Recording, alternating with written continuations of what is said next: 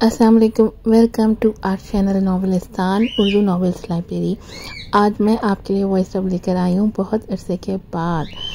और जल्दी से आपने चैनल को सब्सक्राइब करना है, वीडियो को लाइक करना है, शेयर करना है। कुछ बातें भी आपके साथ करना चाहती हूँ कि हर चमकती हुई चीज़ सोना नहीं होती। हमें ऐसा लगता है कि कोई आदमी जो हमसे बहुत अच्छे से पोलाइट से पेश आ रहा है और हर मामले में हमारी मदद कर रहा है तो वो ज़रूर ऐसा ही होगा, बहुत अच्छा इंसान होगा, बहुत अच्छा शख्स होगा। पर ऐसा नहीं होता। आप इंसान को तभी पहचान सकते हैं जब आप उसको बरतते हैं, वरना बाहर तो हमें बहुत सारे मीठे मीठे लोग मिलते हैं और आप लोग सब हकीकी ज़िंदगी में जी रहे हैं, अपनी लाइफ जी रहे हैं, तो आपको अच्छे से मालूम होगा कि कितने लोग ऐसे होते हैं जो हमें बहुत अच्छे और बहुत मीठे से लग रहे होते हैं, लेकिन अंदर से उनमें ही कीड़ा लगा हुआ होता है। हमेशा याद रखें, कीड़ा हमेशा मीठे फल को ही लगता है, कड़वे फल को कभी भी कीड़ा नहीं लगता। बहरहाल ये मैंने आपको एक हिंट दिया था कि आप समझ जाएं कि हर चमकती हुई चीज़ सोना नहीं होती। इस नॉवेल में भी आपको पता चलेगा हर चमकती हुई चीज़ सोना नहीं होती। आप लोगों के रिव्यूज़ की बेस पर मैंने नॉवेल में राइटर से बात करके एक बहुत बड़ा और मेजर चेंज किया है, लेकिन आपको बाद में पता चलेगा कि ये मेजर चेंज जो हमने किया है वो ना ही होता तो बेहतर था। लेकिन बहरहाल मैं चाहती हूँ कि आप अपनी मेडिसिन का जायका ज़रूर चखें। नॉवेल का नाम है रोज़ाने ज़िंदा, एपिसोड नंबर है 39, सीज़न है 2, पार्ट है 1। राइटर है इसकी मलाइका रफ़ी। टाइलर आगे बढ़ा और निहायत मुअद्दब लहजे में कहा। इसका अंदाज हद दर्जा मोहताज था, क्योंकि वो शहजाम और मास्टर ज़ुबैर की बेहद इज्जत करता था और नहीं चाहता था कि उसकी किसी बात या अंदाज से वो नाराज़ हो जाए। शहजाम सर, मास्टर ज़ुबैर, शाडन और लियोना हमेशा अपने काम से काम रखते हैं और एक दूसरे के मामलात में मुदाखलत नहीं करते। मेरा मशवरा है कि आप ही शाह ख़ानदान के अंदरूनी मामलात से दूर रहें। शाह ख़ानदान अपने पोते को मारने की इजाज़त देता है। शहजाम को ये बात नाकाबिले यकीन लगी। दारून जो इतनी बुरी तरह से मारा गया था कि उसकी पसलियां तकरीबन टूट चुकी थी, उससे मैं बोला, ये सबरीन थी जिसने मेरे दादा को रिपोर्ट किया था। वो हमारे दरमियान दूरी डालने की कोशिश कर रही है। शहजाम की आंखों में गुस्से की झलक आई। वो औरत कितनी चालाक और बेशर्म थी। टाइलर ने आगे गहरा सांस लिया और फिर निहायत संजीदा लहजे में बोला, शहजाम सर, मिस्टर शाह इस मामले पर सख्त गुस्से में है। वो पहले भी कई बार दारून सर को खबरदार कर चुके हैं कि शाह खानदान के लिए मसाइल पैदा ना करें, मगर वो बाज नहीं आए। अब मिस्टर शाह का हुक्म वाज़ेह है, अगर दारून सर मुज़ाहमत करें तो हमें मुकम्मल इख्तियार है कि उन्हें जैसे चाहे रोकें। ये सब इसलिए ज़रूरी है ताकि वो मज़ीद कोई मसला खड़ा ना करें और शाह ख़ानदान को किसी किस्म की शर्मिंदगी का सामना ना करना पड़े। मेरे दादा को तो पागल हो जाना चाहिए। जैसे ही दारून ने अपने दादा को गालियां देना ख़त्म की, अचानक किसी ने उसके पीछे से पेट में मुक्का मारा। पागल तो तुम हो, टाइलर ने सर्द लहजे में याद दिलाते हुए कहा। मिस्टर एहसान के इंतखाब बात करीब है। शाह खानदान का हर फर्द इस वक्त मोहतात है और मिस्टर एहसान की मुहिम के लिए मनसूबाबंदी कर रहा है। तुम वाहिद हो जो रोजाना औरतों में ही मगन हो और सारा दिन बेकार घूमते हो। मिस्टर शाह ने तुम्हें वापस भेजा ताकि तुम होश में आओ। टाइलर की बात के बाद उसने हाथ हिलाया। शाहडन के अरकान फौरन दारून को गाड़ी में फेंक कर ले गए। शहजाम सर, मैं अब जा रहा हूँ। टाइलर मुड़ा और चला गया। जुबैर ने शहजाम के चेहरे पर बरहमी देखी। शहजाम सर, उनका पीछा करने की ज़रूरत नहीं है। ये वाकई शाह ख़ानदान का मामला है। अगर मैं ज़बरदस्ती मुदाखलत करता हूँ तो लियोना और शाहडन के दरमियान आज लड़ाई हो सकती है। शहजाम ने सर हिलाकर कहा। शाह ख़ानदान ऑस्ट्रेलिया के टॉप 3 ख़ानदानों में नहीं था, ताहम शहजाम ही जानता था कि शाह ख़ानदान के पीछे कितनी ताकत है। शाह ख़ानदान ने एहसान को वज़ीर आज़म का ओहदा हासिल करने के लिए हमेशा सब्र का मुजाहिरा किया था, इसलिए वो हमेशा कारोबारी दुनिया में खामोश रहते थे। अलबत्ता अगर उनके दरमियान तसादुम होता तो लियोना शायद शाहडन का मुकाबला ना कर पाती, लेकिन उसे ये तवक्का नहीं थी कि सबरीन इतना कुछ करेगी कि शाह ख़ानदान अपने कीमती पोते ज़ारून के खिलाफ हाथ उठा लेगा। वो औरत आखिर कर क्या रही थी? क्या वो वाकई उसके खिलाफ जा रही थी? सबरीन वलीद के विला पर गई। पिछली बार रिपोर्टर्स ने उसकी और शहरेज की तस्वीर ले ली थी, इसलिए वो वलीद से किसी पब्लिक प्लेस पर मिलने से कतरा रही थी। वलीद ने उसे देखते ही गहरी सांस ली। वो उसके चेहरे की थकन और आंखों की बुझी हुई चमक को नजरअंदाज नहीं कर सका। خاموشی سے اس نے کچن میں جا کر اس کے لیے پاستا نکالا اور میز پر رکھتے ہوئے نرمی سے بولا، سبی، تمہیں نہیں لگتا کہ تمہیں آرام کی واقعی ضرورت ہے؟ سبرین نے پلیٹ کی طرف دیکھا۔ اسے یاد ہی نہیں تھا کہ اس نے آخری بار کب سکون سے کھانا کھایا تھا۔ ولید ہمیشہ اس کا خیال رکھتا تھا، ہمیشہ اس کی ضرورتوں کو اس سے پہلے سمجھ لیتا تھا، مگر وہ ہمیشہ اسے وہ محبت نہیں دے سکی جس کا وہ مستحق تھا۔ ولید نے اسے غور سے دیکھا، پھر ہلکے سے مسکراتے ہوئے کہا، مجھے لگتا ہے کہ تم نے شہریز کی مشکل میں پڑنے کے بعد سے ٹھیک سے کھانا نہیں کھایا۔ سبرین نے سر جھکا کر کہا، تم ٹھیک کہتے ہو، مجھے واقعی بھوک لگی ہے، اگر تم نہ کہتے تو مجھے پتہ بھی نہ چلتا۔ اس نے پاستا کی پلیٹ کو دیکھا اور اچانک اسے محسوس ہوا جیسے کچھ اس کے گلے میں پھنس گیا ہو۔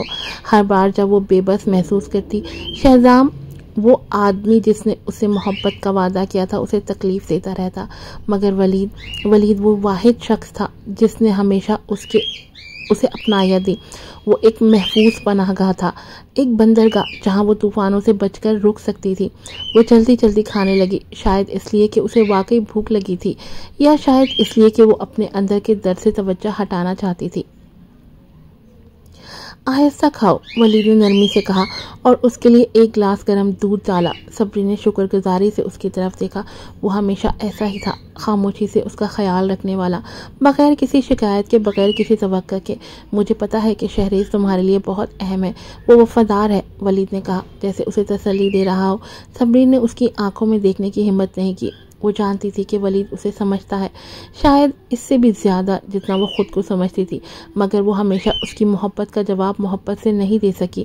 یہ احساس اس کے دل میں ایک بوجھ کی طرح بیٹھ گیا، مگر ولید کی پرواہ، اس کی محبت، اس کا خلوص، سب کچھ اس کے لیے بہت قیمتی تھا۔ ہاں بالکل، مجھے اسے بچانا ہوگا۔ اگر وہ لیونا میں رہا تو اس کے لیے ہر گزرتے دن کے ساتھ خطرہ بڑھے گا۔ شہزام اور باقی لوگ یقیناً اس پر تشدد کریں گے، وہ شاید آج رات بھی نہ بچ سکے۔ سبرین نے کانٹے کو مضبوطی سے پکڑتے ہوئے کہا، میں تمہاری مدد کروں گا، ولید نے اچانک کہا۔ سبرین حیران رہ گئی، جبکہ ولید نے سر جھکا کر کہا، اصل میں کیمرا میں کام کرتے ہوئے میری کیہان سے کچھ ذاتی تعلقات ہیں۔ وہ ہمیشہ ہماری کمپنی کے بہترین بیچنے والے سپلیمنٹس کے فارمولے چاہتا تھا۔ میں ان کے ساتھ معاہدہ کر کے بٹ خاندان کو شہریز کو بچانے کے لیے کہہ سکتا ہوں۔ نہیں، سبرین نے فوراً سر نفی میں ہلا دیا، اگر تم وہ فارمولے بٹ خاندان کو دو گے تو تمہاری کمپنی کے منافع آدھے ہو جائیں گے۔ اس کے علاوہ بٹ کارپوریشن جیسی بڑی کمپنی تمہاری کمپنی کو زندہ رہنے کا موقع بھی نہیں دے گی۔ ولید نے سبرین کو محبت بھری نظروں سے دیکھا اور نرم لہجے میں کہا، کمپنی کے مقابلے میں میں تمہیں اتنا پریشان نہیں دیکھنا چاہتا۔ سبرین نے مسکرا کر اس کی طرف دیکھا۔ اگرچہ وہ جانتی تھی کہ ولید اس سے محبت کرتا ہے، لیکن اس نے کبھی نہیں سوچا تھا کہ وہ اس کے لیے اپنی کمپنی کے مستقبل کو اتنی بے پرواہی سے قربان کر دے گا۔ ولید، میں اس کے لائق نہیں ہوں، اس نے آہستہ سے کہا۔ وہ بے بس تھی، مگر دل سے سچی تھی۔ کیوں نہیں؟ تم ایک ایسی کمپنی کی ڈائریکٹر ہو جس کا نیٹ ورتھ 100 ارب ڈالر ہے، عظیم لاشاری کی واحد بیٹی ہو اور ہیزل گروپ کی ہیڈ ڈائریکٹر ہو۔ تمہارے پاس اتنی ساری شناخت ہیں، جو مرد تم سے شادی کرنا چاہتے ہیں وہ ایک قطار بنا سکتے ہیں، پھر تم یہ کہہ رہی ہو کہ تم اس کے لائق نہیں ہو۔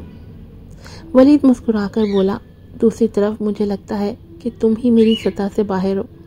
مذاق مت کرو، گولڈن کارپوریشن کا درجہ پہلے ہی پورے ملک کی ٹاپ 50 میگا کارپوریشنز میں آ چکا ہے۔ میڈیا ہمیشہ تمہیں کور کرتی ہے، تمہاری کہانی تمہاری نوجوان اور ابھرتے ہوئے صدر کے طور پر دکھاتے ہیں۔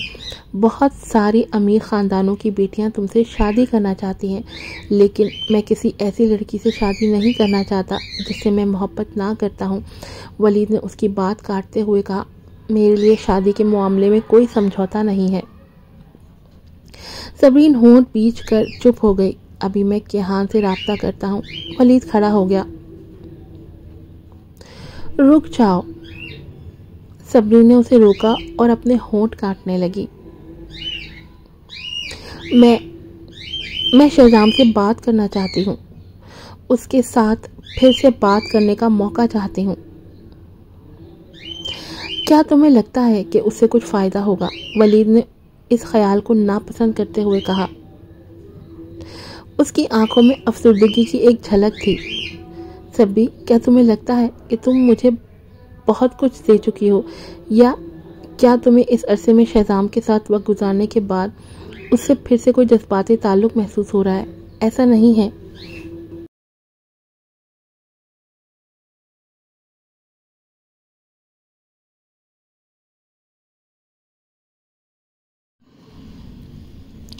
صبرین اسے تکلیف دینے کا نہیں چاہتی تھی۔ اس نے فوراً انکار کرتے ہوئے کہا، ولید، حالات اتنے خراب نہیں ہوئے کہ ہمیں تمہاری کمپنی کو شہریز کو بچانے کے لیے استعمال کرنا پڑے۔ تمہیں اس پر غور کرنا چاہیے۔ میرے اور شہزام کے درمیان مستقبل میں اور بھی تصادم ہوں گے۔ اگر ہم ابھی تمام ہتھیار استعمال کر دیں گے تو پھر لیونا کے خلاف ہم کیسے مقابلہ کریں گے؟ لیکن میرے پاس اپنے طریقے ہیں۔ میں تمہاری نیک نیتی کو قبول کرتی ہوں۔ کم از کم مجھے یہ معلوم ہے کہ تم وہ شخص ہو جو ہمیشہ میری سب سے بہتر طریقے سے دیکھ بھال کرتا ہے۔ صبرین کھڑی ہو گئی۔ اب رات ہو گئی ہے، مجھے جانا چاہیے۔ سبی، ولید نے اچانک اس کے قریب آ کر اس کے دونوں ہاتھ تھام لیے۔ اس کی آواز دکھ سے بھری ہوئی تھی۔ مجھے اس بات کی پرواہ نہیں کہ تم اور شہزام کے درمیان کیسے حالات ہیں۔ میں اس سب کو آنکھیں بند کر کے نظر انداز کر سکتا ہوں۔ اگر میں اس کے بارے میں نہ سوچوں تو مجھے گھٹن محسوس نہیں ہوگی۔ لیکن جب سب کچھ ختم ہو جائے گا، کیا تم وعدہ کرتی ہو کہ مجھ سے شادی کر لو گی؟ ولید، یہ تمہارے ساتھ ناانصافی ہے۔ صبرین متذبذب ہو گئی۔ اسے لگ رہا تھا کہ وہ ولید کے لائق نہیں ہے۔ میں سمجھتا ہوں تمہیں شہزام کو دوبارہ تم سے محبت کرنے کے لیے مجبور کرنا پڑا ہوگا۔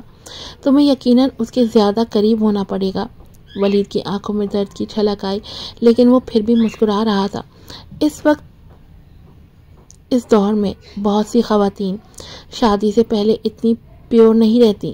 سب کے کچھ سابق بوائے فرینڈز ہوتے ہیں، منگیتر ہوتے ہیں، اور کچھ نے ایبورشن بھی کروا لیے ہیں۔ میں اتنا قدامت پسند نہیں ہوں۔ جو میں چاہتا ہوں وہ تمہارا مستقبل ہے، تمہارا ماضی نہیں۔ ٹھیک ہے۔ کافی دیر خاموشی کے بعد صبرین نے آخرکار سر ہلا دیا۔ جب تک تمہیں یہ محسوس ہوتا ہے کہ تم مجھ سے شادی کر سکتے ہو، تو کل کو اگر سب ختم بھی ہو گیا، میں تم سے ہی شادی کروں گی۔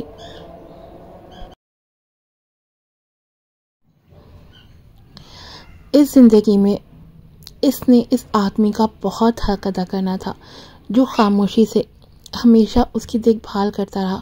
وہ مزید اسے مایوس نہیں کر سکتی تھی۔ ولید کے گھر سے نکل کر صبرین نے ریحام کا نمبر ڈائل کیا۔ میرے ایک آدمی کو شہزام نے قید کر رکھا ہے۔ میں کل صبح لیونا جانا چاہتی ہوں، لیکن مجھے یہ یقینی بنانا ہوگا کہ میں وہاں سے بخوبی باہر نکل سکوں۔ مجھے محفین کو امانتاً لینا ہے۔ ریحام فوراً سمجھ گیا۔ تم شہزام کو محفین کے ذریعے دھمکانے کا سوچ رہی ہو؟ ہاں، شہزام کو محفین کے بارے میں کچھ نہیں معلوم۔ میرے پاس اور کوئی آپشن نہیں ہے۔ صبرین نے تلخ مسکراہٹ کے ساتھ کہا، تم محفین کی ماں ہو، تم اسے نقصان نہیں پہنچاؤ گی، لیکن شہزام شاید ایسا نہ سمجھے۔ ریحام نے پریشانی کے ساتھ کہا، تم اس طرح شہزام کے ساتھ اپنے تعلقات مکمل طور پر خراب کر لو گی۔ اس کے علاوہ وہ مجھے تمہیں محفین سے ملنے کی اجازت نہیں دے گا، اسی لیے میرے لیے شہریز سے ملاقات کر کے اس کا نام صاف کرنا ضروری ہے۔ صبرین نے اپنی آنکھیں تنگ کرتے ہوئے کہا، صرف اس طرح شہزام مجھے نشانہ بنانا بند کر دے گا۔ کیا تمہیں یقین ہے کہ تم ثبوت حاصل کر سکو گی؟ ریحام نے شکوک کا اظہار کیا۔ میں کر لوں گی۔ کوئی پلان کبھی مکمل طور پر بے عیب نہیں ہوتا۔ رات کے 3 بجے اسے عاصم کا فون آیا۔ مس صبرین، میں کیمبرا پہنچ چکا ہوں۔ صبح محفین کو اٹھا کر لے آنا، اسے پورے دن کھیلنے کے لیے لے جانا۔ صبرین نے اس سے کہا، صرف اتنا؟ عاصم حیران ہو گیا۔ ہاں، اس کے سوا کسی کو اسے پہچاننے نہیں دینا سوائے محفین کے۔ ٹھیک ہے۔ صبح 6:30 بجے جب صبرین لیونا جا رہی تھی، اس نے شہزام کو فون کیا۔ آخرکار تم نے مجھ سے رابطہ کیا۔ شہزام کی سرد اور خشک ہنسی سنائی دی۔ میں نے سوچا تھا کہ تم اپنے شوہر کو بھی نہیں چاہتی۔ مجھے شہریز سے ملنا ہے، میں لیونا میں 40 منٹ میں پہنچ جاؤں گی۔ صبرین نے کہا، کیا تم خواب دیکھ رہی ہو؟ تمہیں یہ حق کس نے دیا ہے کہ مجھ سے کوئی ڈیل کرو؟ شہزام نے تلخ لہجے میں کہا۔ صبرین، میں نے تمہیں کم سمجھا تھا۔ تم نے شاہ خاندان کے پاس جا کر ان کے درمیان دوری ڈالنے کی کوشش کی۔ شہزام کا لہجہ غصے سے بھرا تھا، جیسے اس کا دل اس کے الفاظ کے ساتھ تیز دھار کی طرح ٹوٹ رہا ہو۔ صبرین نے بے تکلف مسکراہٹ کے ساتھ جواب دیا، مجھے تو یہ نہیں لگتا تھا کہ مسٹر شاہ اتنی تیزی سے ایکٹیو ہو جائے گا۔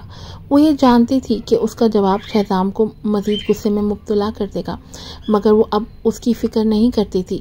تو یہ تم تھی؟ شہزام نے پھر سرد لہجے میں کہا، تم نے کسی کو میرا کو اغوا کرنے کے لیے بھیجا اور پھر شاہ خاندان سے زارون کو نمٹنے کے لیے کہا۔ میں نے کبھی ایسی گھناؤنی شفاق عورت نہیں دیکھی۔ اس کی ہر بات جیسے صبرین کے دل پر ایک اور ضرب لگا رہی تھی، لیکن اس نے خود کو سنبھال لیا۔ صبرین ہنس پڑی۔ اس کی ہنسی میں سچائی کا احساس تھا، جیسے وہ اسے اتنی شدت سے رد کر چکی ہو کہ وہ اس کے الزامات کو محض بے وقت سمجھتی ہو۔ کیوں ہنس رہی ہو؟ شہزام کا غصہ اب اس کی ہنسی کو برداشت نہیں کر سکا تھا اور وہ مزید پریشان ہو گیا۔ کیونکہ تمہاری نظر میں ہمیشہ ہی ایسی ہوں شہزام، اور تم کبھی یہ نہیں سمجھ پاؤ گے کہ میں تمہیں کیا کچھ دے چکی ہوں۔ صبرین نے نرمی سے کہا۔ پھر اس نے بہت ہی دھیمے لہجے میں سرگوشی کسے انداز میں کہا، یہاں آ جاؤ، میں تم سے ملنا چاہتی ہوں۔ اس کی آواز بہت نرم تھی، جیسے محبت کرنے والوں کے درمیان سرگوشی ہو رہی ہو۔ شہزام کا دماغ ایک لمحے کے لیے گم ہو گیا۔ جب وہ پہلے ایک دوسرے سے ملتے تھے تو اس نے کبھی اس انداز میں بات نہیں کی تھی۔ اس کے ہونٹ حرکت کرنے لگے۔ جیسے ہی وہ کچھ کہنے والا تھا، ایک نرس تیزی سے آئی اور کہا، شہزام سر، مس میرا جاگ چکی ہیں۔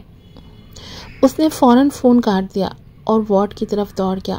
گاڑی میں صبرین نے فون کی اسکرین کو دیکھا جس پر کال منتقل ہو چکی تھی۔